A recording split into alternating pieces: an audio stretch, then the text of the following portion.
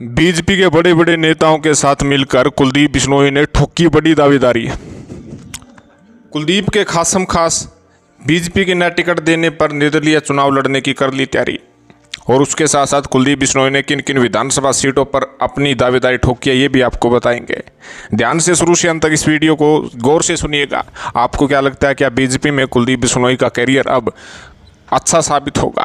हालांकि अभी तक कहीं ना कहीं कुलदीप बिश्नोई ने बीजेपी से जो उम्मीद लगाई थी उनको बड़ा झटका लगा है, क्योंकि न तो लोकसभा सीट उन्हें मिल पाई, न ही राजस्थान से उन्हें राज्यसभा के लिए भेजा गया।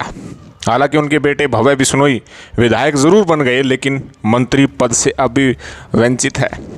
और इसको ध्यान में रखते हुए अब कुलदीप बिश्नोई ने भारतीय जनता पार्टी के बड़े बड़े नेताओं के साथ मुलाकात की है। उनमें आपको बता दें कि देश के गृह मंत्री अमित शाह, हरियाणा विधानसभा चुनाव प्रभारी श्री धर्मेंद्र प्रधान, हरियाणा प्रदेश प्रभारी विप्लव कुमार देव, पूर्व मुख्यमंत्री व केंद्रीय मंत्री मनोहर लाल खट्टर और उसके साथ साथ बीजेपी के राष्ट्रीय अध्यक्ष व नवयुक्त केंद्रीय मंत्री जयप्रकाश नड्डा के साथ मुलाकात की है। जो सूत्रों के हवाले से मिली जानकारी के अनुसार कुलदीप बिश्नोई के नज़र प्रदेशाध्यक्ष पद को लेकर है। हरियाणा में जल्द ही भारतीय जनता पार्टी अपना नया प्रदेशाध्यक्ष घोषित करना चाहती है। बताया जा रहा है कि नेताओं के सामने कुलदीप बिश्नोई ने अपना जो प्रभाव की बात की है कि उनका परिवार का अच्छा खासा प्रभाव हरियाणा की राजनीति में रहा है। उनके पिताजी भजनलाल मुख्यमंत्री थे और अलग अलग स्थानों पर उनका परिवार चुनाव जीता है।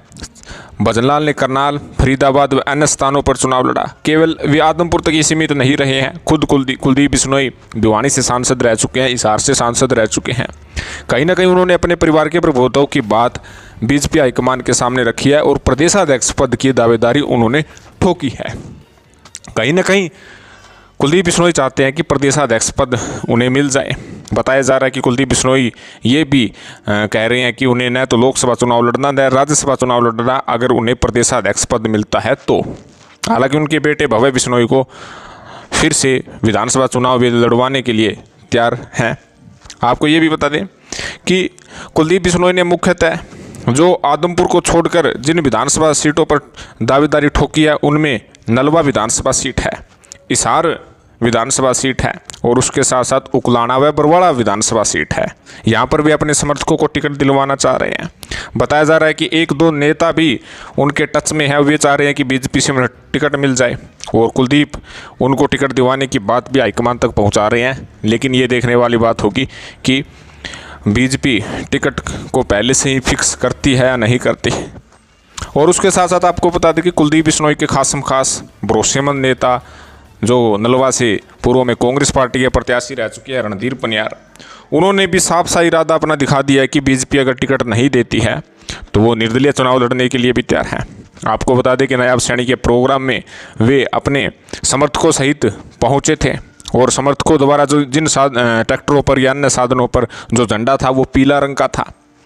बीजेपी के कम झंडे दिखाई दिए, पीला रंग का झंडा ज़्यादा दिखने को मिला। कहीं ना कहीं पीला रंग का झंडा जो अजका पार्टी जब कुलदीप बिश्नोई ने बनाई थी तब का ये निशान है और उसके द्वारा रणधीर पनियार ये दिखाना चाहते हैं कि उनका कितना प्रभाव है। और ये भी संदेश देने की कोशिश की है कि अगर बीजेपी टिकट नहीं देती है वे नलवा से निर्दलीय ताल ठोकते हुए नजर आ सकते हैं। कहीं ना कहीं बीजेपी में पार्टी में बीजेपी से अलग झंडा कम ही देखने को मिलता है और बीजेपी पार्टी इसके प्रति सख्त भी है कि कोई अलग प्रक्रिया करता है तो उस पर कार्रवाई या उसको ठोर ठिकाने लगाने में कोई कसर नहीं छोड़ती है। और अब रणधीर पनियार ने पीला रंग का झंडा बीजेपी के झंडे के सामने खड़ा कर दिया है। तो देखने वाली बात होगी कि कुलदीप बिश्नोई अपने समर्थकों को टिकट दिलाने में कितना सफल हो पाते हैं। हालांकि कुलदीप बिश्नोई ने बीजेपी के बड़े बड़े नेताओं के सामने प्रदेशाध्यक्ष पद की दावेदारी ठोकी है। बीजेपी इस पर क्या फैसला आने वाले दिनों में करती है, हरियाणा का नया प्रदेशाध्यक्ष किसे बनाती है, ये देखने वाली बात होगी। लेकिन उससे पहले आप कमेंट करके ज़रूर बताइएगा, क्या कुलदीप बिश्नोई को इतनी तवज्जो बीजेपी दे पाएगी? कमेंट जरूर करिए, चैनल को जरूर सब्सक्राइब करिए। धन्यवाद।